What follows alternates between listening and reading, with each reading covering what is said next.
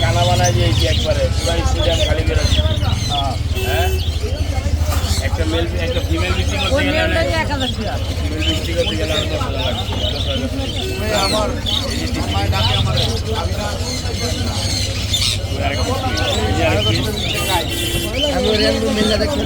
ভালো না এটা মিস কর কিনা ভাইয়া ওদিকে ওদিকে